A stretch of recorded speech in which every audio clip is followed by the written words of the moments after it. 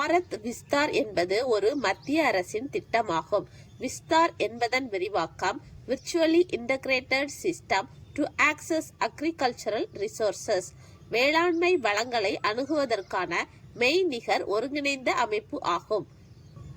இது முதல் கட்டமாக ரூபாய் 150 கோடி நிதி ஒதுக்கீட்டில் பிப்ரவரி 17, 2026 அன்று ராஜஸ்தானின் ஜெய்ப்பூரில் தொடங்கப்பட்டது.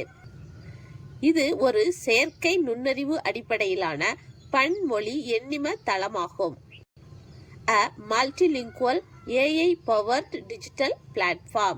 இதன் நோக்கம் விவசாயிகள் இடைத்தரகர்களை சார்ந்திருப்பதை குறைத்து மேம்பட்ட உற்பத்தி திறன் மூலம் விவசாயிகளின் வருமானத்தை உயர்த்துவது ஆகும்.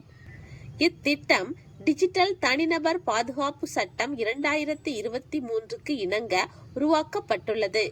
இத்திட்டத்தின் பிற சேவைகள் விவசாயிகள் மண் பரிசோதனை, விதை இருப்பு, உர பரிந்துரைகள், நீர்ப்பாசனம், கடன் வசதிகள் மற்றும் காப்பீடு தொடர்பான தகவல்களை AI மூலம் பெறலாம்.